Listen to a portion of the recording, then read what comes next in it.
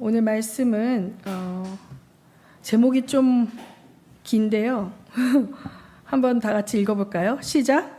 살리기도 하시고 죽이기도 하시는 하나님, 그 능력을 소유한 하나님의 사람들.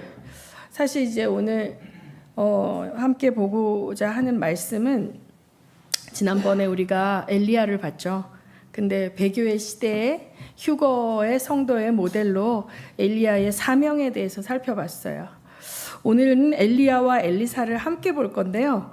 그런데 그 이전에, 그러니까 먼저 제가 좋아하는 조 목사님도 상당히 좋아하시고 서 목사님도 좋아하시는 것 같아요. 에베소서 말씀 1장 17절에서 21절을 먼저 한번 우리가 다 같이 한번 합독하겠습니다. 시작.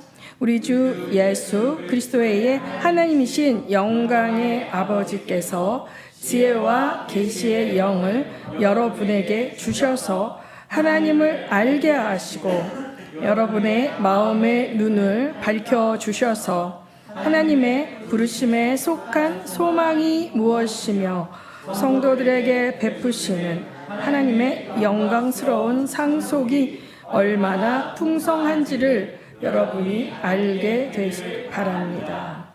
또한 믿는 사람들인 우리에게 강한 힘으로 활동하시는 하나님의 능력이 얼마나 엄청나게 큰지를 여러분이 알기 바랍니다. 하나님께서는 이 능력을 그리스도 안에 발휘하셔서 그분을 죽은 사람들 가운데에서 살리시고 하늘에서 자기의 오른쪽 위에 앉히셔서 모든 정서가 권세와 능력과 주권 위에 그리고 이 세상뿐만 아니라 오는 세상에서 일컬을 모든 이름 위에 뛰어나게 하셨습니다. 아멘. 많이 들었던 말씀이죠. 많이 들었던 말씀인데 이 문장이 진짜 길어요. 길고 이게 헬라어는 이게 헬라어잖아요. 원문이 헬라어는 그러니까 우리나라 말하고 말 순서가 완전히 달라요.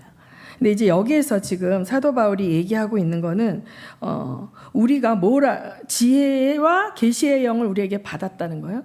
그렇죠? 그 지혜와 계시의 영을 통해서 하나님을 알게 될 뿐만 아니라 우리의 마음의 눈이 어떻게 진다는 거예요. 마음의 눈. 이 육안이 아니라 마음의 눈이 떠져요. 마음의 눈이 떠지게 되면 부르심의 소망이 무엇이며 하나님이 우리에게 물려주신 상속받은 우리가 받은 상속이 얼마나 굉장한지를 알게 될 뿐만 아니라 그 다음에 뭐예요? 마지막에 능력. 하나님이 우리에게 주신 능력이 얼마나 굉장한지를 알게 된다는 거죠. 그래서 이게 이 능력이라는 거를 뒤에서 관계대명사로 이렇게 계속 이렇게 설명해 주는 거예요. 이 능력이 어떤 능력이냐면 이 능력이 예수님 안에 그리스도 안에 있을 때는 어땠어요? 죽은 자 가운데서 살렸을 뿐만 아니라 하늘 보좌 우편에 앉아 계셔서 모든 정사와 권세를 통치하게 하는 그 능력인데 그 능력을 우리에게 줬다는 거예요. 그렇죠? 그래서 이제 그 뒤에 보면 2장 16절인 거기 가보면 그리스도와 함께 앉혔다 그러잖아요. 보좌 우편에 앉혀진 거예요. 그래서 이제 오늘 제가 하루 종일 능력과 영적 유산이 이미 와 있다. 그러니까 굉장히 중요한 것은 뭐냐면 마음의 눈이 떠지면 하나님이 우리에게 물려주신 영적인 상속물이 무엇인지에 대해서 더 깊이 알게 되는 거예요. 마귀는 이걸 주목하지 못하게 하는 거죠. 그래서 이 오해가 뭐냐면 영적 전쟁이다. 이렇게 하면 영적 전쟁이다 그러면 내가 뭔가를 이렇게 악한 것들하고 싸워야 된다고 생각을 하는데 그게 아니라는 거예요. 뭐냐면 나의 신분이 어떤 존재인지 알고 하나님께서 나에게 물려주신 능력과 권세가 어떤 것인지를 정확히 알고 있으면 마귀가 두렵지 않은 거예요. 어려움이 와도 내가 이길 수 있다 없다? 있다. 왜? 예수님이 이겼기 때문에 내 안에 예수가 있으면 내가 이기는 거거든요. 근데 이 사실을 잊어버리면 자연인인 내가 그걸 마주하게 되면 어떻게 될까요? 두려움에 사로잡히고 걱정 근심에 눌리는 거예요. 그래서 마귀는 계속 환경을 통해서, 상황을 통해서 어떤 부정적인 뉴스와 뭐 세상에 엄청 전쟁의 소문과 물가가 오르고 뭐 좀 이런 거를 계속 들으면서 우리가 살아가는데, 내 안에 하나님께서 물려주신 것이 무엇인지, 내 신분이 무엇인지, 하나님이 나를 왜 불렀는지, 부르심의 소망이 뭔지를 자꾸 잊어버리고 그냥 자연인인 나로서 이걸 반응하다 보면 죽어버릴 것 같아. 져서 죽어버릴 것 같아. 그쵸?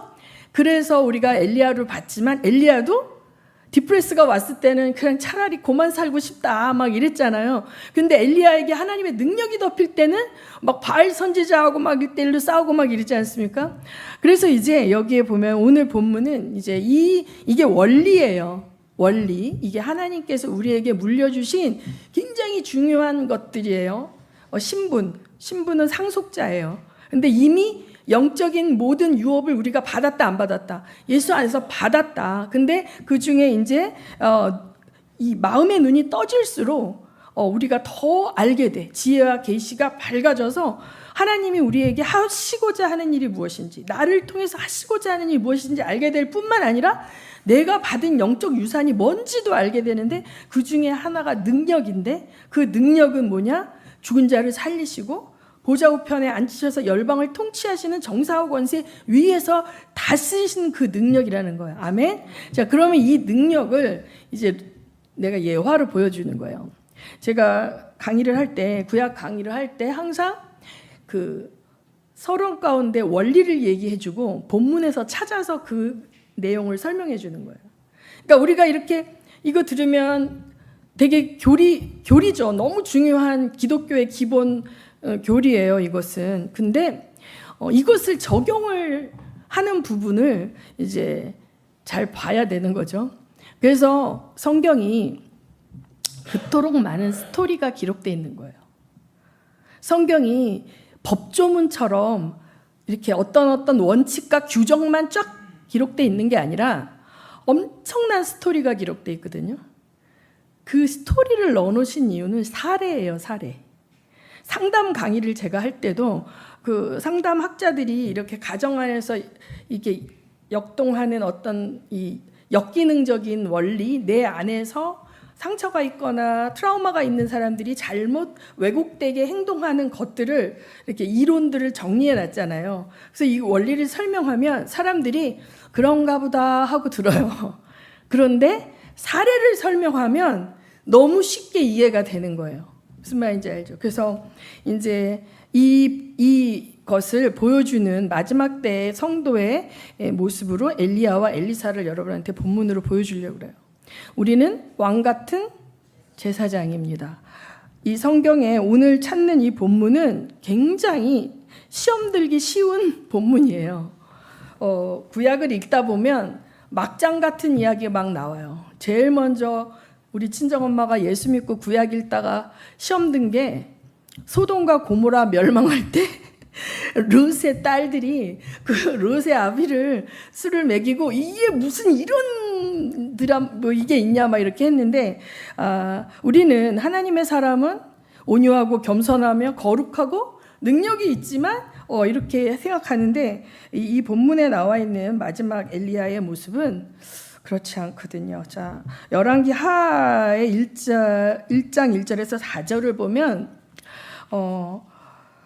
이제 아합이 죽었어요. 지난번에 우리가 봤을 때 아합이 맨 마지막에 제일 최고로 악한 게 뭐예요? 나봇의 포도원을 강제로 뺏었어요. 이세벨이 거짓 증인을 세워가지고 남의 거를 뺏었죠. 이 사람을 악한 자로 모함을 해서 돌로 쳐 죽이게 만든 다음에 그 포도원을 뺏어서 자기의 이제 그걸 만들었잖아요.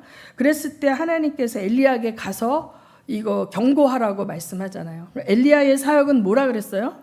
국가를 통치하는 영향력이 있는 자 앞에 가서 그가 하나님을 거역하고 말씀에 맞지 않게 살 때 심판을 명하는 그런 사역이었잖아요.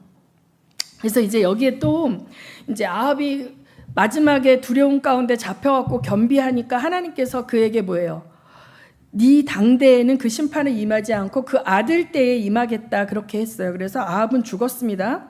그런 다음에 아합의 아버지가 오므리인데 그 오므리의 왕조가 굉장히 힘이 셌어요. 그래서 주변에 모압이라든지 암몬 같은 나라들을 다 이렇게 제압해가지고 나름 강성했던 그런 시절이었거든요.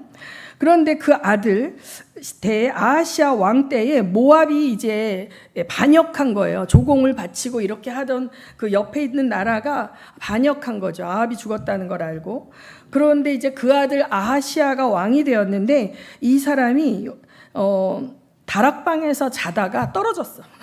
떨어져갖고 크게 다친 거예요. 뭐 어디 갈비뼈도 부러지고 막 이런 것 같아요. 그런데 이 아하시아는 아버지와 똑같이 하나님과 바알을 겸하여 섬겼어요. 근데 하나님과 바알을 겸하여 섬긴 거는 하나님을 안 섬긴 거나 마찬가지예요. 그렇죠? 우리 하나님은 우상 숭배하는 거를 신앙으로 여기지 않기 때문에. 그런데 이 아하시아가 뭐예요? 자기가 죽을지 살지를 에그론에 있는 신 바알세붑에게 가서 물어보라고 사절단을 보내요. 그럼 에그론은 어디냐? 에그론은 블레셋의 도시 중에 하나예요. 지금 여러분 전쟁 나서 시끄러운 가자 지구 있죠? 그 가자가 삼손이 내려갔던 가사거든요. 그 다음에 이제 에글론도 그 블레셋의 도시 중에 하나란 말이에요. 거기에 가서 다른 그 우상을 섬기는 그러한 그 우상의 그 사제한테 가서 내가 나을 수 있는지 물어보라 이렇게 이제 왕이 아하시아가 시켜서 사절단이 이제 가는 거예요. 사마리아에서부터 에그론까지 내려가야 되는 거죠. 가고 있는데 하나님의 천사가 엘리야에게 나타났어요. 그래서 또 뭐예요? 사마리아 왕의 사절단을 만나서 너희가 에그론의 실 바알세붑에게 물으러 가다니 이스라엘의 하나님이 안 계시냐? 이렇게 물어보는 거예요. 네가 하나님을 무시하고 이스라엘과 유다는 하나님을 섬기는 롤 모델의 나라가 돼야 되는 거예요. 열방에서 언약 백성의 롤 모델이 돼야 되는데 하나님을 믿지 않는 우상에 가서 자기가 죽을지 살지를 물어보라고 하니까 하나님이 엘리야에게 나타나서 네가 반드시 죽을 거다. 네가 그 병상에서 내려오지 못하고 그대로 죽을 거다라고 말하라고 그런 거예요. 엘리야한테는 꼭 이런 거 시켜 하나님이. 그러니까 천사가 그렇게 나타나서 그 메시지를 주니까 이 엘리야는 메신저가 돼서 그 사절단이 가는 길목을 막고 얘기한 거예요. 하나님 말한 그대로 네가 여기에 신이 없어서 에그론의 신 바알세붑에게 물으러 가냐? 네가 그 병상에서 죽고 살지 못하리라 그러고 딱 엘리야가 사라진 거예요. 엘리야는 항상 숨어 있다 그랬잖아요. 심판의 메시지를 전하기 때문에 권력자들 눈에 안 나타나고. 그러고선 이제 이들이 왕에게 가서 아니 지금 에그론으로 가는데 어떤 사람이 나타나서 임금님께 돌아가서 이 말을 하라고 합니다. 6절에 보면 왕하 1장 6절에 보면 뭐예요? 네가 에그론의 신 바알세붑에 사람을 보내어 물으려 하다니 하면서 너는 죽을 것이다 이렇게 말을 하니까 왕이 물었어요. 그 사람의 인상착의 말해봐라. 그 사람 어떻게 생겼냐 이렇게 하니까 어떻게 생겼대요? 8절에 보면 8절에 어떻게 생겼대요? 털이 많고 허리에는 가죽띠를 띠고 있었습니다. 이렇게 이제 얘기한 거예요.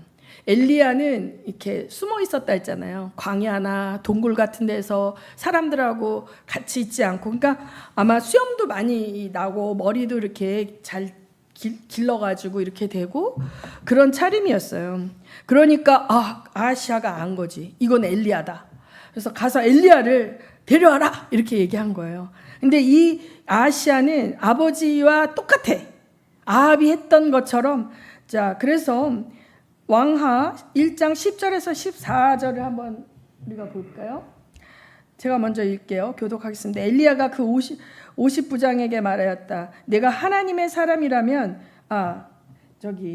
9절을 제가 먼저 볼게요.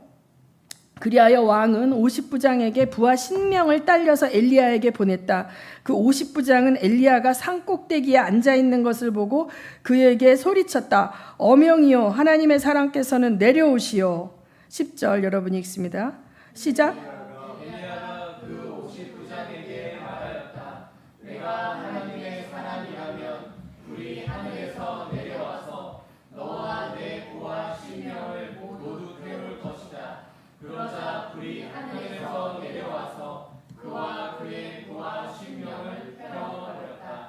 왕이 다시 다른 50부장에게 부하 신명을 딸려서 엘리야에게 보냈다. 그 50부장은 엘리야에게 말하였다. 어명이여, 하나님의 사람께서는 내려오시어. 엘리야가 그들에게 말하였다.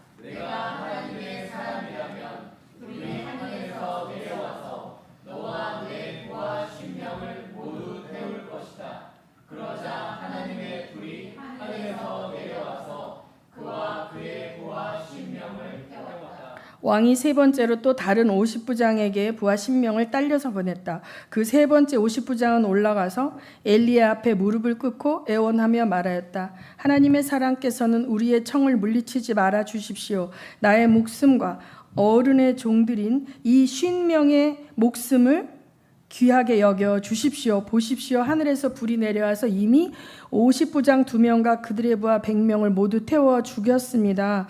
그러니 이제 나의 목숨을 귀하게 여겨 주십시오. 이렇게. 여러분, 이 본문이 은혜가 돼요, 안 돼요? 안 되죠. 그 엘리야가 사실은 이 50부장과 부하는 아무 죄가 없고 아하시아의 명을 받들고 갔던 심부름꾼이잖아요. 그런데 죽었어요.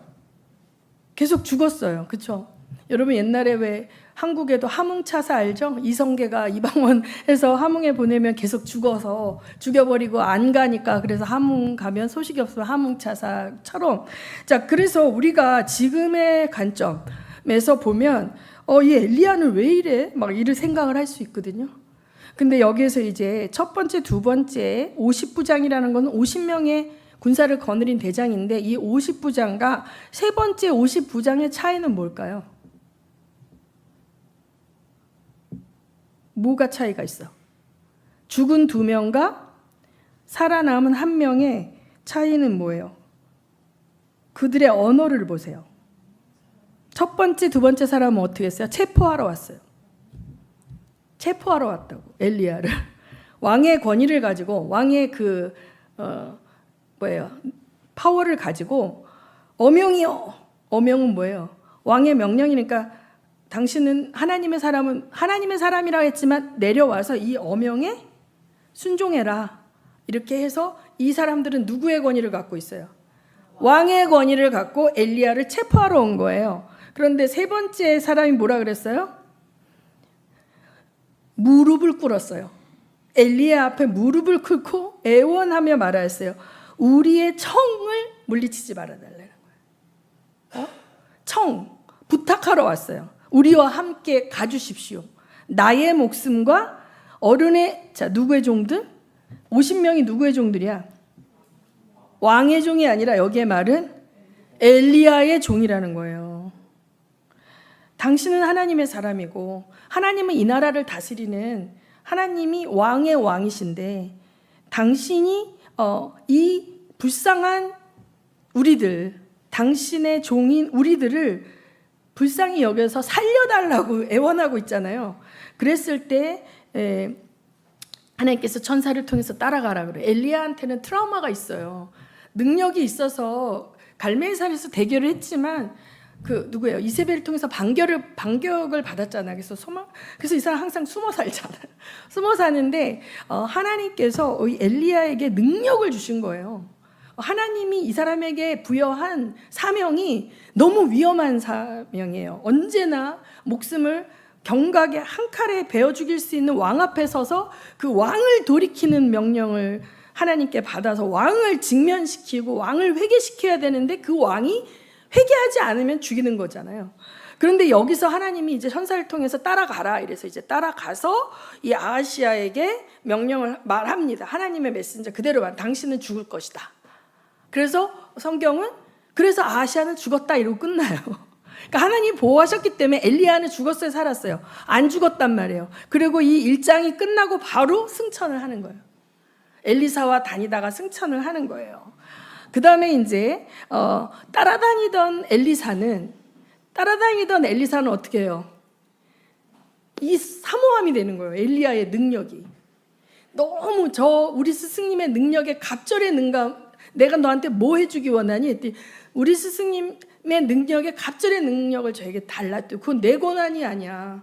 하나님께서 너에게 주신다면 내가 올라가는 걸 보면 혹시 받을지도 모르겠어 이렇게 얘기했는데 여기 가는 길갈로 갔다 여리고로 갔다 베델로 갔다 이러면 완전 쫓아다녀. 그냥 절대 안 놓치고 쫓아다니잖아요. 그러다 마침내 뭐예요? 불별과 분별거로 올라가는 걸 봤는데 하늘에서 호련히 변화되면서 뭐예요? 겉옷이 떨어지니까 얼른 주웠죠. 얼른 주웠어요. 그 기름 부음이 깃들어, 구약에는 그 기름 부음 깃들어 있어요. 사실은 구약뿐만 아니라 목사님도 미얀마 가셔서 그 예배가 있던 그 장소 이중현 선교사님네 거기 들어갔을 때 그곳에 기름 부음과 그 임재가 있는 걸 느끼잖아요. 이거 갖고 우리 신학교 때 엄청 토론하고 싸웠는데 막 안 믿는 사람들 많은데 저는 기도하는 사람으로서 느낍니다. 어떤 장소에 하나님의 기도하는 사람들이 기도를 많이 했으면 기도가 쌓여있는 곳에 가면 성령의 사람은 그걸 알아요. 그걸 알아요. 시간과 공간하고 상관없이 알아요.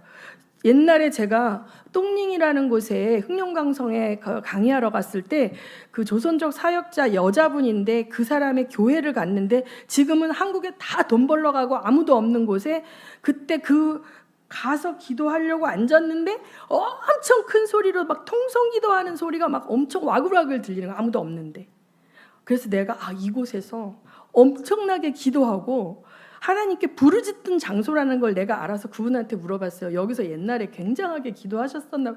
한때는 굉장했었습니다. 여기가 여러분 시간과 공간을 초월해서 하나님께서 영적으로 교통하는 가운데 지혜와 계시의 정신을 주시고 마음의 눈이 열리면 초자연적이고 하나님이 우리한테 막 보여주신다니까요.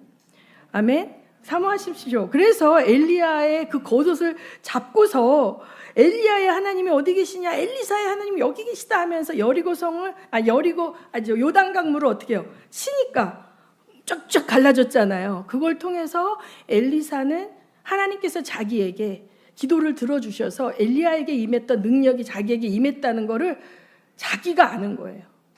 굉장히 중요해요. 하나님이 나와 함께 하신다는 걸 내가 아는 게 중요합니다, 여러분. 특별히 하나님의 사명자들은 그 사명의 장소에 갔을 때 지금 여기 내 혼자 온 게 아니고 주님이 함께 오셨다. 하나님의 천군 천사와 나와 함께 한다라는 이것이 있으면 담대함이 생기고 믿음이 딱 들어가요. 그래서 환경이 어떤 것이 있어도 요동하지 않게 되는 거예요. 하나님께서 엘리사에게 강한 기름 부음을 부어주셨거든요. 엘리야의 시대보다 엘리사의 시대는 살기가 너무 어려워요. 이미 하나님께서 심판으로 넘겼고 왕조는 멸망을 향하여 달려가고 있기 때문에 이제 다음에 보면 엘리사는요 산속에 혼자 숨어 있지 않고 항상 사람들의 무리 가운데 있어요. 그 중에 엘리사는 생도들이라고 그래요. 자기의 제자 사역을 해요. 엘리사를 따라다니는 한 명이 아니라 엘리야는 엘리사만 따라다녔다면 엘리사는 기본이 한 50명 되는 것 같아요. 여기도 나오는데 수십 명의 사람들이 엘리사 선생님을 따라다닙니다. 그래서 엘리사에게 이제 이 이야기가 납니다. 어디냐면 다음에 엘리사 이야기를 보면 열왕기하 2장 13절 3절 보면 이제 뭐예요? 그 겉옷을 가지고 돌아왔어요. 그렇죠? 그 다음에 어디로 갔냐면 15절 보면 시작. 그때 어디에서부터 따라왔다? 여리고에서부터 따라온 예언자 수련생들이 강 건너에서 이 광경을 보고는 뭐라고 얘기해요? 엘리야의 능력이 엘리사 위에 내렸다. 자, 엘리야가 올라가고 난 다음에 엘리사에게 제자 훈련을 받고 있는 그 수련생들이 영적 권위를 인정하게 되는 엘리사에게 임한 하나님께서 부어주신 영적 유산이에요. 엘리야로부터 물려받은 이것을 알게 되면서 엘리사를 맞으러 나와서 엎드려서 절을 하고 선생님의 제자들이 몇 명 있어요? 16절에 50명 있대요. 50명이 있는데 자 우리들을 보내서 선생님 이제 여기서 뭐냐면 그 엘리야 시체 찾는 이야기예요. 근데 찾았어요? 못 찾았어요?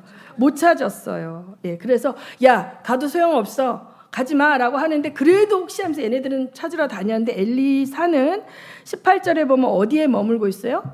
여리고에 있는 어떤 장소에서 머물고 있는데 못 찾고 50명의 이 제자들이 와서 이제 얘기합니다. 선생님 부탁을 하는 거예요. 19절에 읽어봐요. 시작. 그 성읍 사람들이 엘리사에게 말하였다. 보십시오. 선생님께서도 보시는 바와 같이 이 성읍이 차지하고 있는 자리는 좋지만 물이 좋지 않아서 이 땅에서는 사람들이 아이를 유산합니다. 네. 이 사람들이 이 식용수를 쓰고 있는 그 물에 어떤 성분이 있어서 그 성분 때문에 임신하면 유산이 되어지고 사람들이 병에 걸리고 그러는 거예요. 그러니까 이 상을 얘기하니까 엘리사가 소금을 갖고 와서 그곳에 가서 물의 근원이 있는 곳에서 소금을 뿌리면서 기도했겠죠. 그리고 뭐라고 말하냐면 21절에 주님께서 이렇게 말씀하셨다. 내가 이 물을 맑게 고쳐 놓았으니 다시는 이곳에서 사람들이 물 때문에 죽거나 유산한 일이 없을 것이다. 그렇다고 이제 여러분이 소금 뿌리고 아무데나 가면 되는 것이 아니라 이 소금의 상징은 정결케 함이거든요. 정결케 함인데 하나님께서 엘리사를 통해서 일하신 거예요. 그렇죠? 여기서 엘리사는 뭐예요? 사람들의 필요를 채워주면서 살고 있는 거죠. 그래서 살렸어요, 죽였어요. 여기서 살렸죠. 여리고에 죽을 사람들을 어떻게 살리고 있습니다. 하나님의 사람들을 어떻게 하고 있어요? 살리고 있어요. 그런데 여기서 이제 여러분 또 시험 들 수 있는 이제 본문이 나와요. 왕하 23, 24, 왕하 2절 시작. 엘리사가 그곳을 떠나 베델로 올라갔다. 그가 베델로 올라가는 길에 어린 아이들이 성읍에서 나와 그를 보고 대머리야 꺼져라, 대머리야 꺼져라 하고 놀려댔다. 엘리사는 돌아서서 그들을 보고 주님의 이름으로 저주하였다. 그러자 곧 2마리의 곰이 숲에서 나와서 42명이나 되는 아이들을 찢어 죽였다. 은혜 되십니까? 은혜 안 되죠. 도대체 성경에 이런 걸 왜 기록했지? 그리고 엘리사라는 사람 도대체 뭐야? 이런 생각 드시죠? 이 말씀을 이제 제가 이게 뭐 강해 놓은 여러 이렇게 보면 별의 별 말들이 다 있어요. 왜냐면 너무 우리가 상식적으로 힘드니까 어떻게 하든지 설명을 해야 되는데 관건은 여기 보면 지금 우리의 입장에서 이 시대에서 이걸 이야기하면 일단은 외모 비하 발언, 외모 비하 발언, 그 다음에 뭐예요? 어린아이는 이 연약한 자잖아요. 그러니까 이게 뭐라 그래야 되나? 이게 학대하고 그런 거죠. 근데 여기서 이제 중요한 관건은 뭐냐면 이 아이라는 아이들, 어린 아이들이라는 히브리어 나림이라는 원어는 이런 수아나 주아 그런 어린 아이가 아니고 16세에서 30세 정도 되는 젊은 사람들을 말하는 단어래요. 그러면 영피플이죠. 청소년에서 청년기에 있는 사람들이야. 그런데 왜 이들이 왜 엘리사를 보고 엘리사를 모욕했을까? 왜 엘리사에게 꺼져라, 너는 대머리야 이렇게 했을까? 이제 퀘스천이 들죠, 그렇죠? 그럼 이제 이거를 풀어야 되는 거예요. 근데 우선은 이제 그 당시에 엘리야는 털이 많은 사람이었고 구약의 개념에 압살롬을 봐도 그렇고 머리숱이 많고 털이 많은 거는 굉장히 남자로서 뭐예요? 영화로운 거예요. 수염도 많은 거는. 근데 이게 대머리라는 거는 거의 장애인과 같은 컴플렉스를 가질 만한 거였대요. 그 시대에. 이게 이 본문을 우리가 문맥 속에서도 해석이 안 된단 말이에요. 이거는. 우리가 이제 해석학을 공부하잖아요. 코인노니아 때 해석학을 공부할 때 1차적으로 문맥 속에서 파악을 해야 되고 그 다음에 이제 그걸로 안 될 때 원어를 봐야 되고 원어도 안 되면 그 역사 문화적 배경 하에서 이해를 해야 되는 부분인 거예요. 그래서 여기에서 대머리라는 그런 용어는 굉장히 모욕을 느낄 수 있는 것이었어요. 근데 왜 그들이 이 엘리사를 그렇게 조롱하고 무시하였을까를 생각을 해볼 때 장소가 어디예요? 베델이에요. 저는 여기서 찾았어요. 뭐냐면 베델이라는 곳은 어떤 곳입니까? 많은 스토리가 있는 곳이에요. 구약에, 그렇죠? 많은 배경이 있는데 이 북왕국 이스라엘에 있어서 베델이라는 장소는 너무나 중요한 장소예요. 그곳에 뭐가 있어요?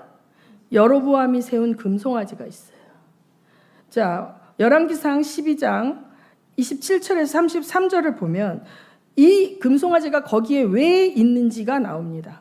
27절 보면 시작. 이 백성이 예루살렘에 있는 주님의 성전으로 제사를 드리려고 올라갔다가 그들의 마음이 그들의 옛 주인인 유다 왕 르호보암에게로 돌아가게 되는 날이면 그들이 자기를 죽이고 유다 왕 르호보암에게 돌아갈지도 모른다는 생각이 들었다. 왕은 궁리를 한 끝에 금송아지 상 2개를 만들었다. 그리고는 백성에게 이렇게 말하였다. 예루살렘으로 올라가는 일은 너희에게는 너무 번거로운 일이다. 이스라엘 백성들아, 너희를 이집트에서 구해 주신 신이 여기에 있다. 그리고 그는 금송아지 상 2개를 하나는 베델에 두고 다른 하나는 단에 두었다.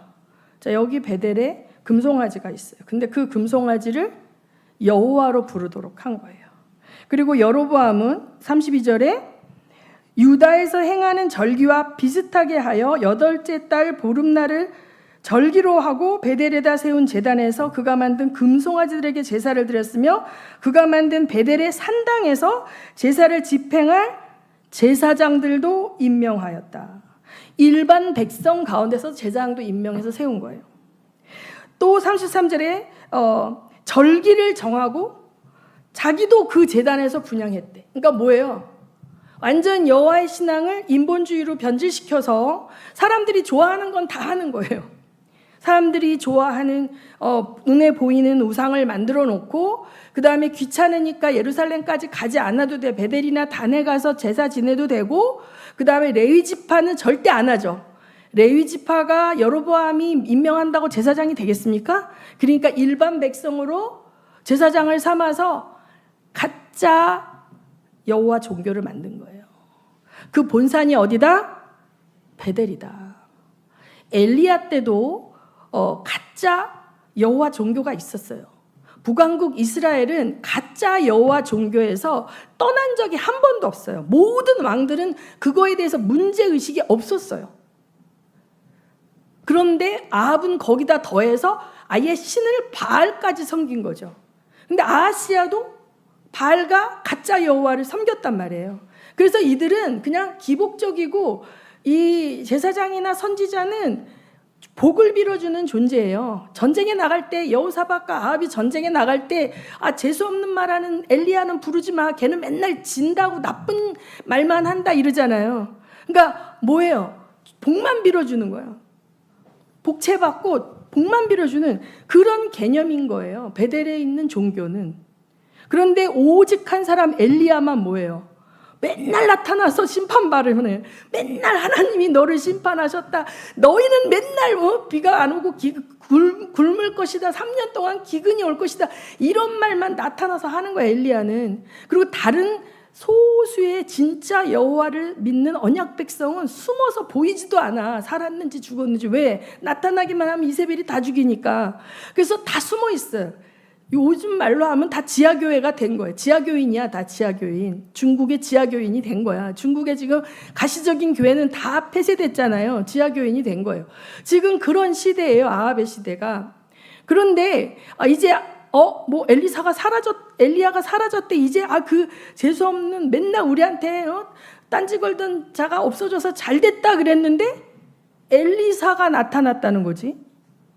그래서 이 베델 종교의 베델의 그 가짜 여호와 종교를 믿던 베델의 사람들, 베델의 종교 지도자들, 사람들이 젊은 애들을 동원해서 야, 엘리사 나타나면 네가 이 근처에 얼씬도 하지 못하게 니네들이 한번 가서 맛 좀 보여줘라. 저는 이렇게 생각이 돼요. 그러니까 참 여호와의 신앙을 가진 자, 참 여호와의 선지자가 베델이라는 거대한 종교 사업지에 나오는 게 싫었던 거죠. 그래서 충돌이 된 거예요.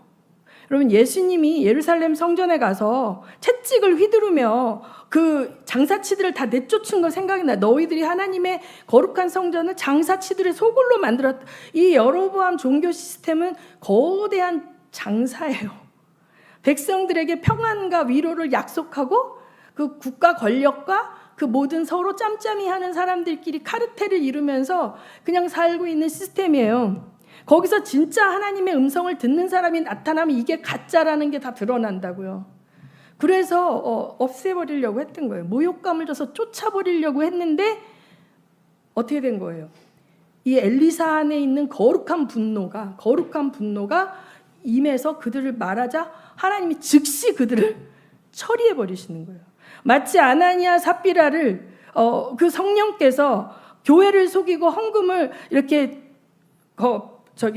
삥땅 쳐놓고 막 이렇게 자기의 이름을 위해서 이렇게 할 때 즉시 죽었잖아요. 여러분, 그래서 이제 마지막 때가 되면 하나님의 사람들은요 권능을 입어야 됩니다. 아멘. 왜냐하면 마지막 때가 되면 악도 더 강해져요. 악의 그 악함도 더 강해지기 때문에 이제 하나님의 사람들은 나만 살면 되는 게 아니라 남은 백성들을 어떻게 해야 돼? 돌봐야 되는 거예요. 엘리사가 어떻게 했어요? 아까 물도 고쳐줬잖아요. 그 다음에 먹을 거 없다 그래가지고 또 뭐 이렇게 하고. 그러니까 이들의 필요를 채워주려면 일단 이들을 하나님을 경험시켜야 되려면 내가 하나님을 경험해야 되거든요. 그 권능으로 내가 입혀져 있어야 되는 거예요.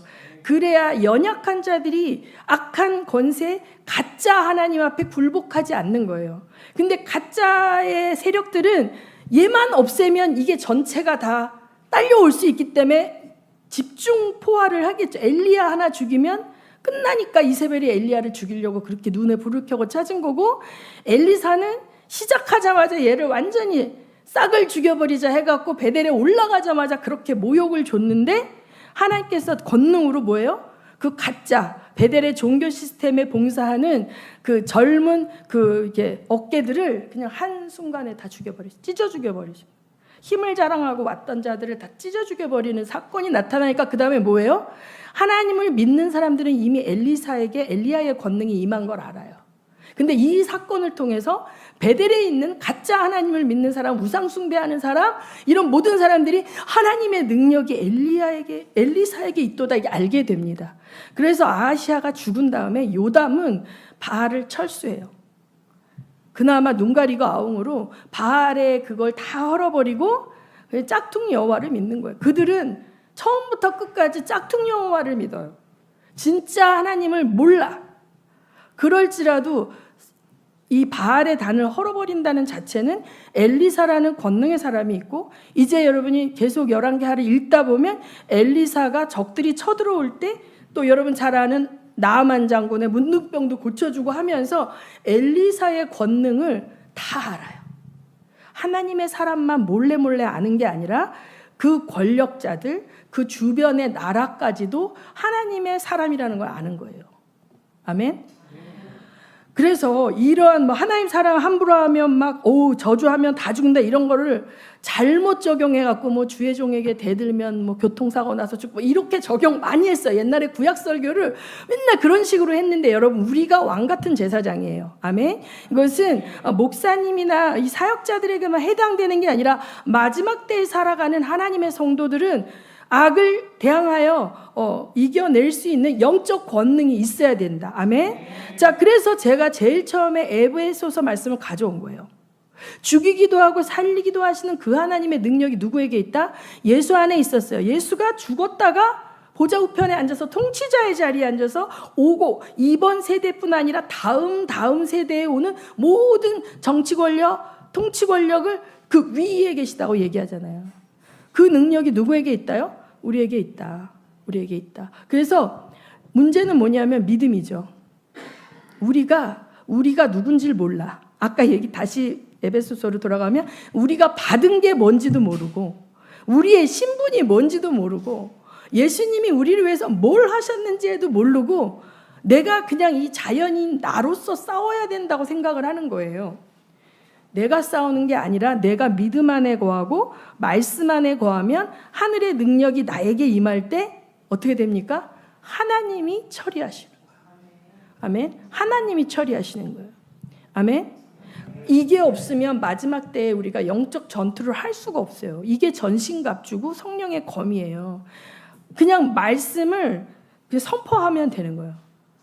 막 제가 막 무슨 기도문 100번 외워라 뭐 이런 목사님들 유튜브 그 제일 싫어하는 게 뭐냐면 그 행위가 많다고 해서 영빨이 세지는 게 아니에요. 내 안에 이 마음의 눈이 떠져서 지혜와 계시의 정신을 가지고 하나님께서 우리에게 주신 게 뭔지를 알고 내 신분이 뭔지를 알면, 정확히 알고 있는 자는 그냥 명하면 돼요. 명하면. 저는 형제 자매들 기도해 줄 때, 어떤 뭐 묶임이 있는 사람 기도할 때 그냥 손으로 명해요. 나는 속으로, 물론 방언하면서 속으로 하지만, 이 형제는 예수 그리스도의 보혈로 값주고 산 하나님의 자녀다. 이제 이 형제는 하나님의 것이다. 악하고 더러운 자야, 네 것이 아니야. 너는 여기서 아무 권한이 없어. 나가. 이렇게 명하는 거예요. 그냥 명하는 거예요. 막 씨름하는 게 아니라 명하는 겁니다, 여러분. 아멘. 그런데 마귀도 알죠? 스게와의 7 아들들이 바울도 알고 예수도 아는데 너는 누구냐 하면서 덤벼들었잖아. 믿음이 없고 자기가 그것이 없는 사람이 남 흉내내면 귀신도 안다니까. 그래서 이게 내 안에 기름 부음이 흐르고 내 안에 권세와 능력이 성령님과 함께 흐를 때 그냥 손만 대도 하나님이 일하신다니까요. 그러니까 우리가 오늘 설교가 이번 올해에 받은 말씀 뭐예요? 항상 성령 안에서 기도한다는 것은 내 육과 혼을 완전히 성령의 통치 속으로 집어넣는 거거든요. 뭐 해주세요. 막 이거 내가 원하는 거 막 이거 이번에 이 집 사야 되는데 이 집 사게 해주세요. 집 사 이렇게 하는 게 아니라 혼과 육을 완전히 죽이고 성령의 통치 안으로 들어가서 성령님과 교통하면서 깊어지는 거거든요. 그러면 그것이 성령 충만이에요. 그 성령 충만한 사람은 빛이나 마찬가지예요. 그래서 이 빛이 나타나면 어두움들이 어떻게 할까요? 막 격렬하게 처음엔 어떻게? 다 죽여버리고 없애려고 그러겠죠. 그런데 거기에 위축되지 말고 담대할 수 있어야 돼. 그게 믿음이죠. 그래서 이제 엘리사가 이 사건을 통해서 하는 걸 볼 때 엘리사 성질 더럽다 막 이렇게 하지 마시고, 이것이 왜 기록이 되었냐면 마지막 때에 가짜 기독교인이 진짜 크리스찬들을 핍박합니다. 가짜들은 진짜가 싫어요. 진짜가 나타나면 자기가 가짜라는 게 드러나잖아요. 그리고 하나님을 정말 두려워하는 마음이 있는 자들은 세상의 어떤 것도 두렵지 않아요. 세상의 권력이나 뭐나 두렵지 않아요. 그런데 가짜들은 세상의 권력이 두려워요. 그래서 그 세상의 권력 밑으로 들어가죠. 하나님이 왕이신데 세상의 왕을 섬기는 가짜 선지자들은 세상의 왕이 원하는 말만 합니다. 세상의 왕이 하라는 말만 합니다. 그것이 중국의 기독교의 삼자교회가 지금 그렇게 하는 거예요. 공산당 먼저 찬양하고 예배 시작하잖아요. 그런데 진짜 하나님을 믿는 자들은 그렇게 할 수가 없어요. 우리는 하나님과 공산당을 섬길 수가 없어요. 우리는 오직 하나님만 섬겨야 되거든요. 그러니까 가짜들은 아주 너무 싫은 거예요. 너는 뭔데 교만하게 나한테 무릎을 안 꿇어. 죽이려고 하는 거예요. 근데 하나님께서 1000번에 죽이시는 게 아니라 그 롤 모델인 사람들이 믿음을 보여줘야 되고 믿음으로 살아야 되고 믿음으로 환난과 기근을 극복해내는 경험들을 하면서 그 공동체 전체가 그 경험 속에서 믿음이 없던 자들도 믿음이 증대돼요. 믿음이 올라가요. 담대해져요. 이 훈련을 해야 되니까 이 앞선 선배들이 뭐예요? 더 많이 받아야 되겠죠. 엘리야가 받았던 거 엘리사가 받았잖아요. 그런 것처럼 다음 세대에게 이게 전수되어지고 영적 유산으로 가려면 믿음의 선자들이 더 많이 받아야 되는 거죠. 아멘. 예, 그래서 이제 교회들이 수요 예배 없는 교회 많습니다. 우리 교회 수요 예배 있죠. 그런데 수요 예배 없는 교회 많아요. 또 우리가 죽고 나면 그때까지 예수님이 안 오신다면 주일 예배도 영상으로 드리는 교회들이 더 많아질지도 모르겠어요. 그러면 그들이 믿음을 유지하기 위해서 선배들이 믿음으로 승리한 경험들을 눈으로 보고 함께 경험하고 함께 알아야 그 열악한 상황 속에서도 믿음을 향해 걸어갈 수 있는 거죠. 아멘. 엘리야의 시대보다 엘리사의 시대가 더 힘든 고난의 시대였기 때문에 엘리사에게 하나님이 더 강한 능력을 부어줬고, 엘리사는 남은 자들, 바알에게 무릎 꿇지 않은 남은 자들을 굶어 죽는 거, 도끼자루 빠져갖고 울고불고 난리치는 거가 지금 생활의 모든 염려와 먹고 사는 문제까지 돌보면서 가는 거예요. 영권해가지고. 그래서 그 필요를 채워주는 그러한 통로도 되는 것입니다. 아멘. 그래서 이 시간에 우리가 우리 안에 있는 하나님께서 물려주신 그 놀라운 능력들을 활성화시켜서 연약한 자들을 향한 통로가 되게 해달라고, 또 지금 내가 갖고 있는 이것은 부족해요. 그러니까 하나님께서 이미 다 주셨거든요. 그 하늘 창고를 열어서 나의 여기다 이렇게 끌어내려야 돼. 아멘. 예. 그래서 여러분이 각자 사모하시기 바랍니다. 하나님의 능력을 사모하시고 하늘의 것들, 신령한 복들을 사모하시기 바랍니다. 아멘. 이것이 너무 중요합니다. 오늘 이 시간에 기도하실 때 이 마지막 때에 가짜 기독교인들이 기복신앙과 번영신학 안에서 고난을 이제 피하기 위해서 타협하고 세상과 하나님을 겸하여 섬기려고 하는 이 배교의 시대에 우리는 오직 하나님만 섬기리라 감당할 수 있는 능력으로 무장시켜달라고, 성령의 충만함을 허락해달라고, 나뿐만 아니라 내 가족 또 우리 공동체 모두가 그 능력이 넘쳐서 연약한 자들을 세워나가고 그것을 경험시켜서 살아계신 하나님을 맛보아 알게 되는 그러한 우리들이 되게 해달라고 우리 기도하시겠습니다.